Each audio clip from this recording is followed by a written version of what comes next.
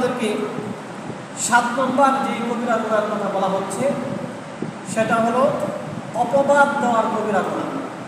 মানুষকে অপবাদ দেওয়া, কোনো ব্যক্তি কোনো অন্যায় না করলেও তাকে সে অন্যায়ে জর্জরিত করা, বিশেষভাবে অকদুল মুহসানাতিল মুমিনাতিল গাফিলাত, বিশেষ করে কোনো সতী সাথী নারী, কোনো মহিলাকে, কোনো মেয়েকে ব্যভিচারের অপবাদ দেওয়া, কোনো মেয়েকে অপকর্মের অপবাদ দেওয়া যে সে এইরকম একটা অপকর্ম করছে, সে এরকম জেনার কাজ করছে, যদিও বাস্তবে ওই মহিলা এই কাজটা করে নেই। ইসলামী শরিয়াত দৃষ্টিতে এটা একটা অন্যতম জঘন্যতম কবিরা গুনাহ। ইসলামের ইতিহাসের একটা বহুল প্রসিদ্ধ অপবাদের ঘটনা আপনাদেরকে আগে শোনাই। এই ঘটনাটা ঘটছিল হিজরির ৫ম সনে, ৫ম হিজরিতে বনু মুস্তালিকের যুদ্ধের ঘটনা। এটা নবীজি সাল্লাল্লাহু আলাইহি ওয়াসাল্লাম যখন সাধারণত যুদ্ধে যেতেন, ওনার সাথে ওনার কোনো স্ত্রীদেরকে নিতেন। নেওয়ার ক্ষেত্রে লটারি করা হতো, যেহেতু একাধিক স্ত্রী ছিল, লটারির মধ্যে যার নাম আসতো তাকে সাথে করে নেওয়া হতো, যাতে করে কারো কোনো মনোমালিন্য না থাকে, সংসারের মধ্যে অশান্তি না থাকে। কারণ এটা একটা গুরুত্বপূর্ণ বিষয়, কারণ একাধিক স্ত্রী থাকলে তাদের ভিতরে সাম্য, তাদের মধ্যে ন্যায্যতা, তাদের মধ্যে ইনসাফ রক্ষা করা এটা ফরজ। সেই হিসাবে বনু মুস্তালিকের যুদ্ধে নবীজি সাল্লাল্লাহু আলাইহি ওয়াসাল্লামের সাথে যাওয়ার জন্য হযরত আয়েশা রাদিয়াল্লাহু আনহার নাম আসলো। যেহেতু আয়েশা রাদিয়াল্লাহু আনহার নাম আসছে, তো আয়েশা রাদিয়াল্লাহু আনহা সাথে গেলেন। যাওয়ার সময় বুখারী শরীফের মধ্যে আসছে তিনি তার বোন হযরত আসমা রাদিয়াল্লাহু আনহা ওনার থেকে একটা হার চেয়ে নিলেন, হার, গলায় পরার হার। আমাদের মা বোনরা যেটা হয়, কোথাও বেড়াইতে গেলে এক যা থেকে বলে যে ভাবি আমি তো মাথা করে যাবো, আমরা কিন্তু সুন্দর গণনা করা যায়। সাধারণত এটা একটা রেওয়াজ, এটা আগে থেকে চলে আসে। তো ঘটনা করে তিনি তার বোনের থেকে একটা গলার হার নিয়ে গেলেন, যে আমি যত দূর দূরান্তে যাবো একটা সাজু করে গেলাম, হার নিয়ে গেছেন। এবং এই যুদ্ধে অন্য যুদ্ধ থেকে অনেক বেশি সাহাবায়ে কেরাম সহ অনেক বেশি মানুষ শরীক হয়েছিলেন। এর কারণ হয়েছিল আগে থেকেই তো বোঝা যায় যে এই যুদ্ধটা কেমন হইতে পারে, শত্রুর সামর্থ্য, শত্রুর অ্যাবিলিটি তো আগে থেকেই জানা থাকে কম বেশি। তো মুনাফেকরা বুঝতে পারছে এই যুদ্ধে মুসলমানরা বিজয় হবে, সেই হিসাবে মুনাফেক অনেক বেশি যুদ্ধের মধ্যে গেছে। অন্যান্য যুদ্ধ মুনাফেকরা তো যায় না, কারণ মাইর খাবে, চিন্তা করে যে বিজয় হইলেও কষ্ট হবে। তো এই যুদ্ধে যত সহজেই বিজয় হবে মনে করছে যে মাইনটার তো খাওয়ার সম্ভাবনা নাই, তাহলে আমরা সবাই মিলা যায় যুদ্ধে। অনেক মুনাফেকরাও এই যুদ্ধের মধ্যে গেছে। এবং আল্লাহর মর্জি, এই যুদ্ধের মধ্যে মুসলমানদের অল্প দিনের ভিতরে বিজয় হয়ে গেছে। বিজয় হওয়ার সময় যখন ফিরতি পথে আবার সৈন্যদল মদিনার মধ্যে আবার ব্যাক করবে, ওই সময়ের ঘটনা। আয়েশা সিদ্দিকা রাদিয়াল্লাহু আনহা প্রাকৃতিক প্রয়োজন দেখা দিয়েছিল, প্রস্রাব পায়খানার প্রয়োজন হয়েছে। তিনি হাওদা থেকে বের হয়ে গেছেন। উঠার উপরে যে ছোটো একটা ঘরের মধ্যে থাকে, এটাকে হাওদা বলা হয়। উট যখন কোথাও যে থামে, এই হাওদাটাকে কিন্তু নামিয়ে পাশে রাখা হয়। আবার যখন উট নিয়ে কোথায় যাওয়া হয়, হাওদা আমাদের উপরে রাখা হয়। তা আয়েশা রাদিয়াল্লাহু আনহা এই হাওদার ভিতরে ছিলেন, ওনার প্রাকৃতিক প্রয়োজন হয়েছে, উনি কোথাও দূরে গেছেন। এখন তো জায়গায় জায়গায় টয়লেট বানানো নাই, উনি আড়ালে কোথাও যায় ওনার প্রয়োজন সারছেন। প্রয়োজন সারার পর আবার উনি আয়েশা অবস্থান করছেন। যখন সৈন্যদল চলে আসবে, আয়েশা রাদিয়াল্লাহু আনহার ওই সময় খেয়াল হয়েছে যে ওনার গলার যে হার, এই হার নিয়ে দেখতে পেয়েছে। তো ওনার সন্দেহ হয়েছে যে উনি যে প্রয়োজন সারতে গেছেন, ওই সময় গলার হাতটা পড়ে গেছে। বয়সে কম ছিলেন, উনি বিষয়টাকে অতটা গুরুত্বের সাথে নেন নাই, হালকাভাবে নিছেন। ভাবছেন আমি একটু জায়গা খুঁজে আবার তাড়াতাড়ি চলে আসবো, এর ভিতরে আর সৈন্যদল চলে যাবে না, আমি আয়েশা তাদেরকে পাবো, তাদের সাথে যেতে পারবো। উনি কারোর সাথে এই বিষয় শেয়ার না করে গেছেন। যাওয়ার ফলে উনি আস্তে আস্তে অন্য সাহাবীরা সবাই চলে আসছেন। যখন ওনার হাওদা এই উটের উপরে উঠায়, সাহাবায়ে কেরাম বুঝতে পারেন নাই যে আয়েশা রাদিয়াল্লাহু আনহা ভিতরে আসেন না নাই। বয়সও কম ছিলেন, এবং আয়েশা রাদিয়াল্লাহু আনহা বেশি একটা স্বাস্থ্যকম ছিলেন না, উনি মানে স্বাস্থ্য কম ছিল, বুঝতে পারা যায় নাই যেমন ভিতরে মানুষ আছে না নাই। তো কিছু দূর আসার পরে আয়েশা রাদিয়াল্লাহু আনহা আসেন, আয়েশা রাদিয়াল্লাহু কেউ নাই। এখন উনি একটা বুদ্ধিমানের কাজ করছেন, উনি অনেক বুদ্ধিমতী ছিলেন। উনি চিন্তা করছেন আমি যদি অন্য কোথাও যাই আমাকে আয়েশা খুঁজবে, তার চেয়ে ভালো আমি এইখানেই বসে থাকি, যদি কেউ খুঁজে এখানে তো অন্তত আসবে, আমাকে এখানে এসে পাবে। উনি জড়সড়ে হয়ে শুয়ে গেছেন, শুয়ে উনি ঘুমায় গেছেন। যুদ্ধের একটা নীতি ছিল এমন যে যুদ্ধের দলের সাথে একটা শাখা থাকবে, শাখা বলা হয় এমন ব্যক্তিকে যিনি ওই সৈন্য দলেরই একজন সদস্য, কিন্তু উনি সবার পিছনে পিছনে থাকবেন। সৈন্যদল যাওয়ার পরেও উনি খোঁজখবর নেবেন কোনো জিনিসপত্র ফেলে গেছে কিনা, কিংবা আরও কেউ ওই দলের সাথে যাইতে লেট করছে কিনা। আর এই দায়িত্ব যিনি পালন করতেন তার নাম হচ্ছে সফওয়ান ইবনে মুআত্তাল। তিনি একটু ঘুমপ্রিয় ছিলেন, তিনিও ঘুমায় গেছেন। তো তিনি ঘুম থেকে জায়গা দেখেন যে সৈন্যদল চলে গেছে, জড়সড় হওয়া একটা মেয়ে মানুষ শুয়ে রয়েছে। তিনি আয়েশা রাদিয়াল্লাহু আনহা দেখে চিনে ফেলছেন। বুখারী শরীফের মধ্যে আসে যখন পর্দার আয়াত নাজিল হয় নাই তার আগে সফওয়ান আয়েশা রাদিয়াল্লাহু আনহা দেখছিলেন, সেহেতু তার আগে থেকে চিনে ফেলছেন। তখন সফওয়ান তার উটের মধ্যে আয়েশা রাদিয়াল্লাহু আনহাকে উঠতে বলছেন, তিনি আয়েশা রাদিয়াল্লাহু আনহাকে নিয়ে পিছনে পিছনে চলছেন। এদিক দিয়া সৈন্যদল যখন আরেকটা জায়গায় যায় মঞ্জিল করছে, বিরতি দিছে, ওই সময় খবর হয়েছে যে আয়েশা রাদিয়াল্লাহু আনহা তো উটের উপরে নাই। যখন নাই, স্বাভাবিকভাবে আয়েশা রাদিয়াল্লাহু আনহাকে সফওয়ান রাদিয়াল্লাহু আনহু নিয়ে যাচ্ছেন। এখানে কোনো বিপর্যয়ের সম্ভাবনা নাই, বিপদের কোনো শঙ্কা নাই। কিন্তু ওই দিক দিয়ে আব্দুল্লাহ ইবনে উবাই, মুনাফিকদের যে সর্দার, সে অপপ্রচার চালায়া দিছে যে নবীর স্ত্রী আয়েশা তো খুব অপকর্মে করছে। এই এক কথায় দুই কথায় বিষয়টা পুরো ছড়ে গেছে। তা আয়েশা রাদিয়াল্লাহু আনহাকে নিয়ে সফওয়ান রাদিয়াল্লাহু আনহু আসেন, মদিনায় কাফেলা চলে আসে। এদিক দিয়ে এক কথায় দুই কথায় ওই যুদ্ধের মধ্যে যেহেতু মুনাফিকরা অনেক ছিল, মুনাফিকরা এটাকে এত বেশি ছড়াইছে যে মুসলমানদের মধ্যে, ইমানদার সাহাবীদের মধ্যেও এটার মধ্যে মানে তারাও একটা মানে দ্রুমজালের মধ্যে, একটা বিভ্রান্তির মধ্যে পড়ে গেছে। অবস্থা এমন হয়ে দাঁড়াইছে, তিনজন বড় বড় সাহাবীরাও মানে এই অপপ্রচারের মধ্যে জড়ায় গেছেন। একজনের নাম ছিল হাসান বিন সাবেত, আর একজনের নাম ছিল মাসা ইবনে আসাসা, আরেকজন ছিল হামনা বিনতে জাহাজ। দুইজন পুরুষ সাহাবী, একজন মহিলা সাহাবিয়া। তারা ইমানদার হওয়ার পরেও এই অপপ্রচারের মধ্যে নিজেরা জড়ায় নিছে। এখনও তো অনেক সময় এমন হয়, মানুষের বিরুদ্ধে, জেতা মানুষের বিরুদ্ধে একটা জীবন্ত মানুষ হাসপাতালে ভর্তি হয়েছে, স্ট্যাটাস দিয়ে মারা গেছে, মুহূর্তের ভিতরে ছড়া যায়। এবং অনেক সময় এমন নির্ভরযোগ্য মানুষরাও এই বিভ্রান্তিতে পড়ে যায়, তারাও দেখা যায় পোস্ট শেয়ার করছে। তখন যদি বলা হয় আসলে তো বিষয়টা সত্যি না মিথ্যা, তখন আমরা আবার বলি অনেক বড় মাপের একজনও তো শেয়ার করছেন, তাহলে এটা মিথ্যা হওয়ার সম্ভাবনা কম। তো মুনাফিকরা অপপ্রচার চালাইছে, এদিক দিয়ে মুসলমান সাহাবীদের মধ্যেও তারাও এটার মধ্যে জড়ায় গেছে। আয়েশা রাদিয়াল্লাহু আনহা এখনো কিছুই জানেন না, অপপ্রচার চলতেছে। কিন্তু নবীজি কানেও এই কথা পৌঁছায় গেছে যে আপনার ওয়াইফ তো এই ধরনের কাজ নাকি করছে, নয়তো সে কাফেরা সবার সাথে আসবে, সেখানে পিছনে পড়ল।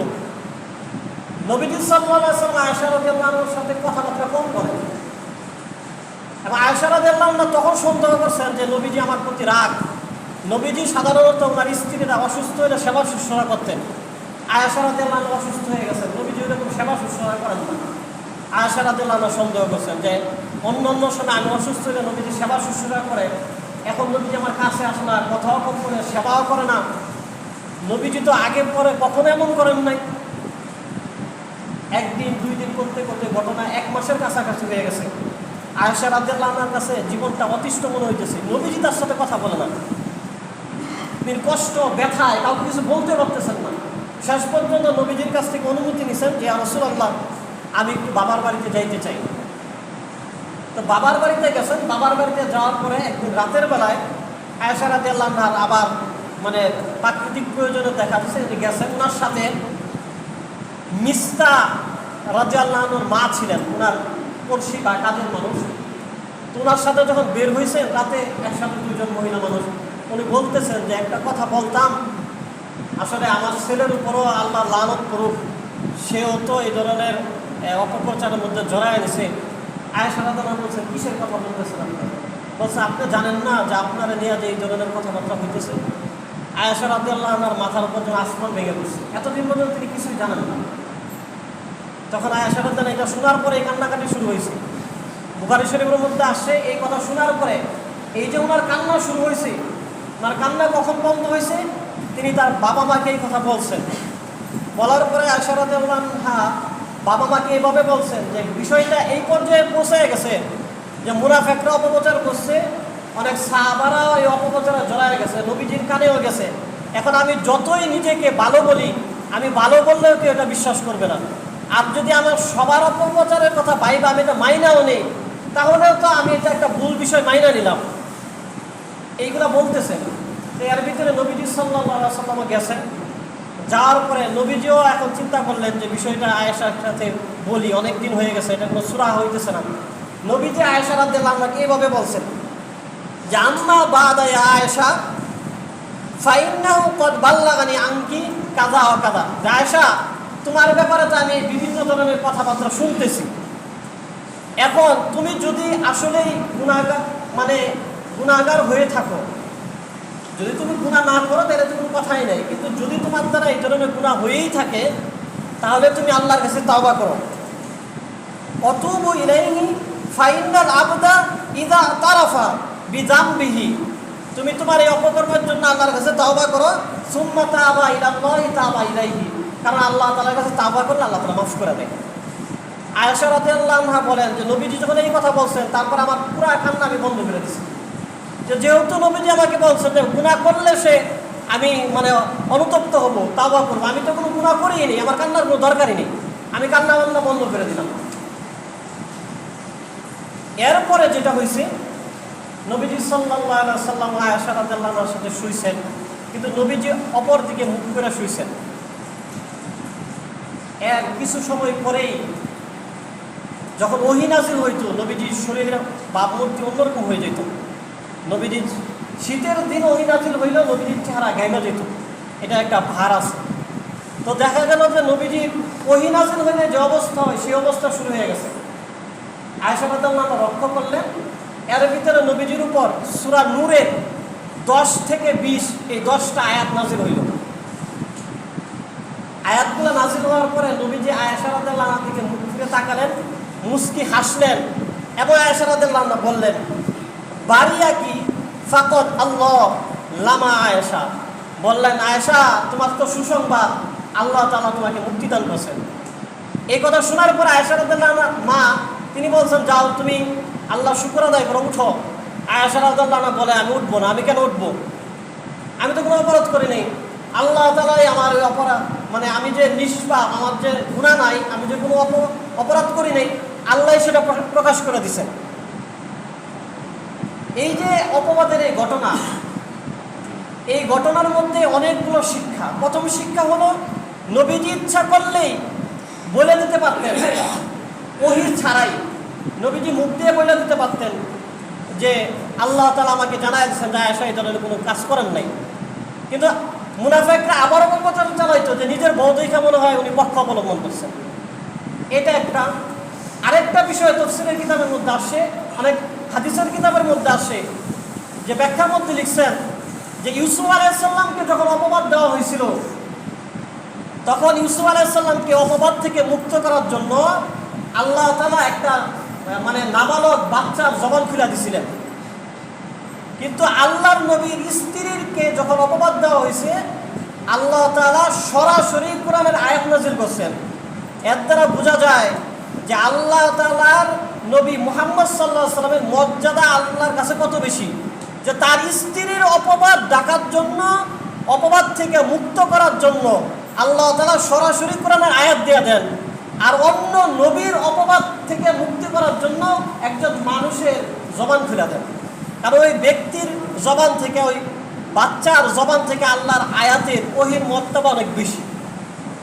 তো যখন এই ঘটনা ঘটছে, ঘটার পরে আয়েশা রাদিয়াল্লাহু আনহা বলেন যে এই ঘটনা ঘটার পরে আল্লাহ সুবহানাহু ওয়া তাআলা এই ঘটনার মাধ্যমে আমাকেও অনেকভাবে সম্মান দান করছেন। প্রথম সম্মান, আয়েশা রাদিয়াল্লাহু আনহা বলেন যে পৃথিবীর ইতিহাসে একজন নারী আছেন যার সতীত্বের ব্যাপারে কোরআনের আয়াত নাযিল হয়েছে, সেটা হলো আয়েশা। আর কারো সতীত্বের ব্যাপারে এইভাবে আল্লাহ তাআলা আয়াত নাযিল করেন নাই। এরপরে আয়েশা রাদিয়াল্লাহু আনহা বলতেন অনেক সময় গর্ব করে করে যে আমার এমন সৌভাগ্য যে আমার মুখের লালা নবীজির মুখে থাকা অবস্থায় নবীজি দুনিয়া থেকে বিদায় নিয়েছেন এবং আমার মুখের লালা নিয়েই নবীজি কবরের মধ্যে শায়িত হয়েছে। বুখারী শরীফের হাদিসের মধ্যে আসে যে নবীজি সাল্লাল্লাহু আলাইহি ওয়াসাল্লাম যখন অসুস্থ হয়েছিলেন, নবীজির অসুস্থতার কারণে মেসওয়াক চাবানোর মতো শক্তিও মুখে ছিল না। আয়েশা রাদিয়াল্লাহু আনহা নিজে মেসওয়াক চাবায়া দিয়েছেন। এই মেসওয়াক দিয়ে নবীজি সাল্লাল্লাহু আলাইহি ওয়াসাল্লাম মেসওয়াক করছেন।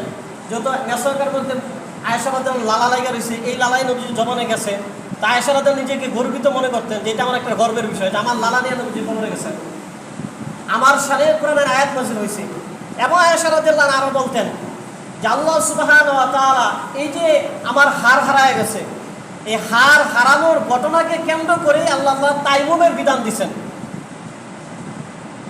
বুখারী মুসলিম শরীফের হাদিসের মধ্যে আসে যে আয়েশা রাদিয়াল্লাহু আনহা বলছেন যে যেদিন আমার হার হারাইছে, আমি আমার বোন থেকে হার নিয়ে গেছিলাম নবীজির সাথে জিহাদের ময়দানে, আমার হার হারাইছে।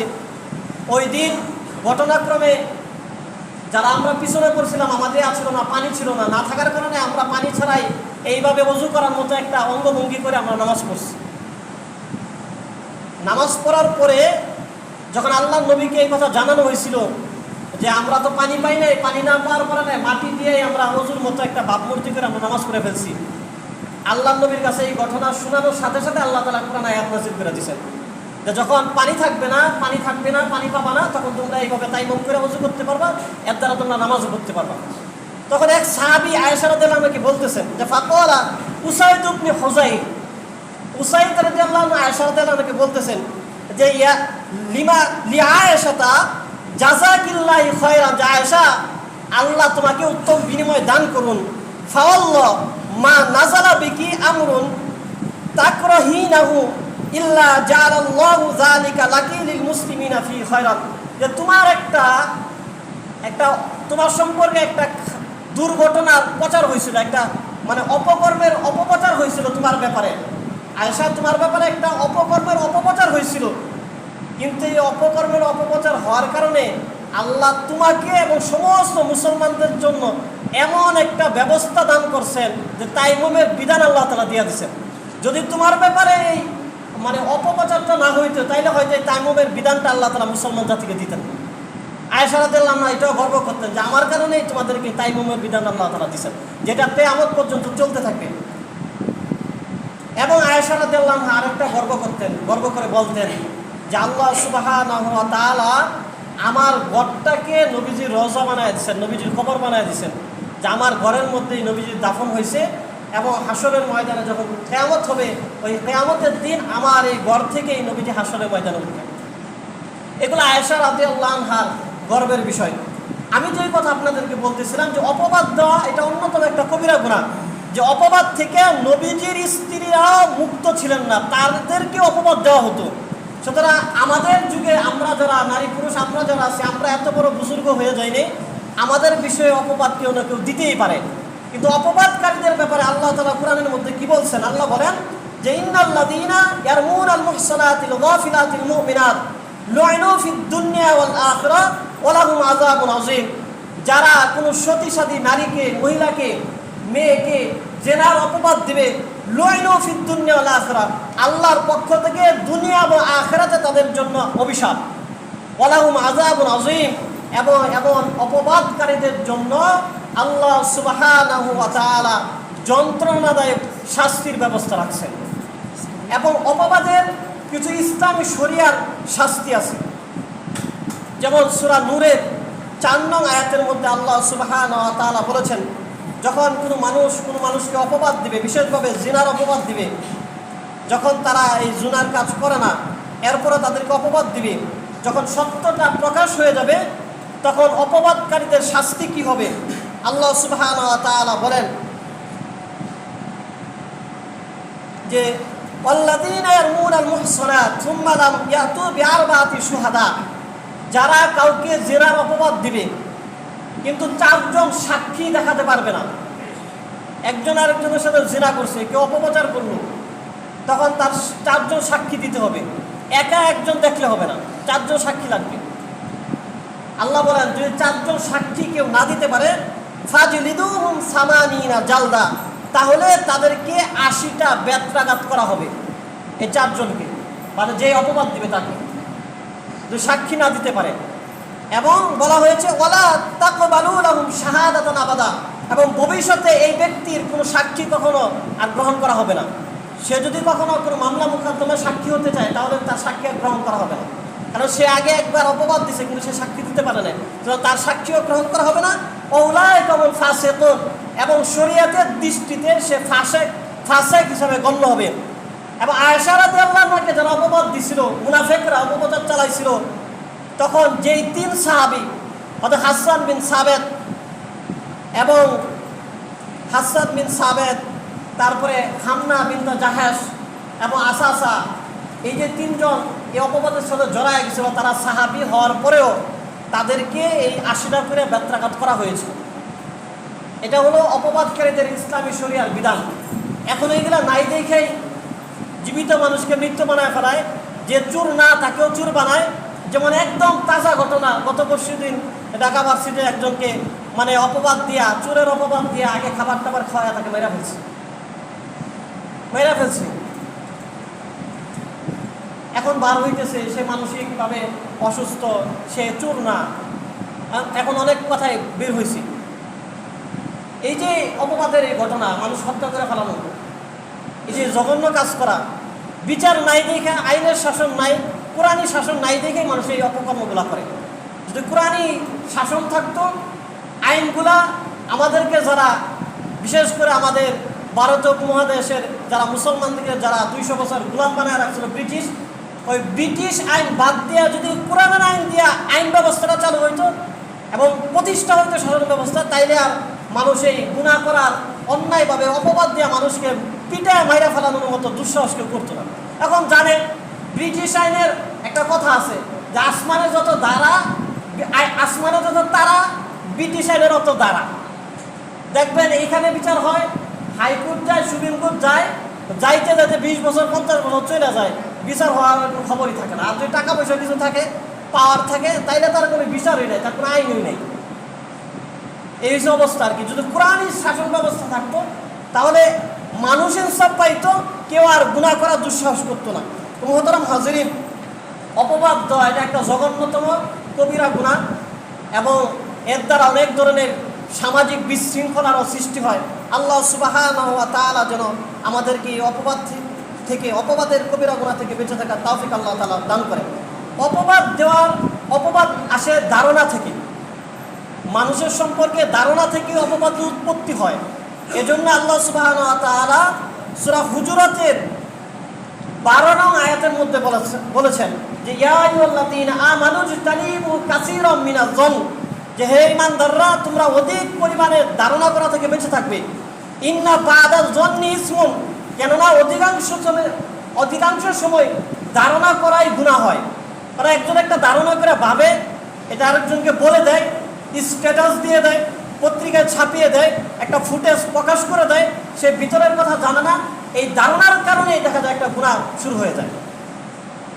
পক্ষান্তরে আল্লাহ নবী সাল্লাল্লাহু আলাইহি ওয়াসাল্লাম মুসলমানদের গুনাহ কথা, মুসলমানদের দুষ্টুটি, অপবাদ দেওয়া থেকে বেঁচে থাকার অনেক ফজিলতের কথা নবীজি সাল্লাল্লাহু আলাইহি ওয়াসাল্লাম বলেছেন।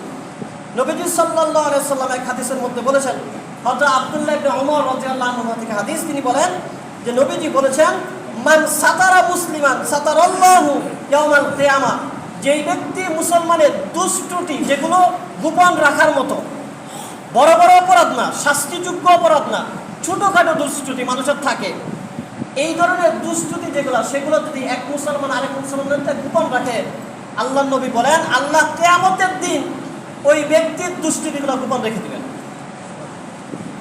এই দুষ্টুটি বলতে যেগুলো সামাজিক বিপর্যয় না, এমন দুষ্টুটি, এই দুষ্টুটি বলতে যেগুলো মানুষের অধিকার হনন করে এই ধরনের দুষ্টুটি না, ছোটোখাটো দুষ্টুটি, সামান্য, যেগুলো মাফ করার মতো। আমরা তো অনেক সময় তিলকে তাল বানাই, এরকম না, ছোটোখাটোগুলা। নবীজি বলেন এগুলো যারা গোপন রাখবে আল্লাহ তাআলা কিয়ামতের দিন তার দুষ্টুটিগুলো গোপন রাখবেন। এছাড়া উম্মে দারদা এবং আবু দারদা, স্বামী স্ত্রী দুইজন সাহাবী, তারা বলেন নবীজি সাল্লাল্লাহু আলাইহি সাল্লাম বলেছেন, মান রাদ্দা আন ইরদি আখিহি রাদ্দাল্লাহু আন ওয়াজহিহি নার ইয়াউমাল কিয়ামাহ। যেই ব্যক্তি কোনো মুসলমানের ইজ্জতকে রক্ষা করবে, কোনো মুসলমানের সম্মানকে কোনো ব্যক্তি রক্ষা করবে, আল্লাহ সুবহানাহু ওয়া তাআলা কিয়ামতের সময়, কিয়ামতের দিন জাহান্নামের আগুন থেকে তার চেহারাকে রক্ষা করবেন। কারণ চেহারার মধ্যেই তো মুখ, আর মুখ দিয়ে তো অপবাদ শুরু হবে।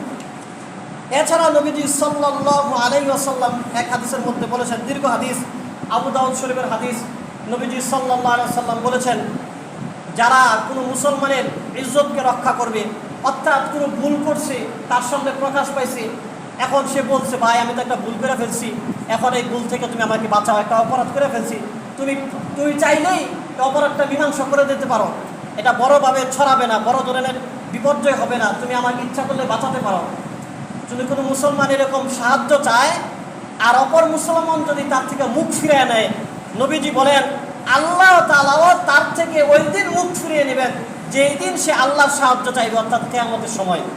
কিয়ামতের সময় মানুষ বিপদে পড়ে যখন আল্লাহর কাছে সাহায্য চাইবে, আল্লাহ ওই মুসলমানদেরকে সাহায্য করবেন না যারা দুনিয়াতে কোনো মুসলমানের ইজ্জত নষ্ট হওয়ার সময় তাকে সাহায্য চাওয়ার পরে সাহায্য করে নেই। পক্ষান্তরে নবীজি বলেন, যেই ব্যক্তি কোনো মুসলমানের ইজ্জত নষ্ট হয়ে যায়, এই মুহূর্তে কারো সাহায্য চায়, সাহায্য চাওয়ার পরে সে সাহায্য করে, আল্লাহর সাহায্য সে যেই দিন চাবে আল্লাহ তাদেরকে সেই দিন সাহায্য করবেন। অনেক সময় এমন হয় যে ঘরের মেয়ে একটা মানে খারাপ রিলেশন বা একটা সম্পর্ক জড়ায় গেছে, একটা জেনে গেছে, বাবা মা এই জিনিস যখন জানছে, বাবা মা জানে যে অমুকের কাছে গেলে এই বিষয়টা আড়ালেই মীমাংসা হওয়ার মতো বিষয়,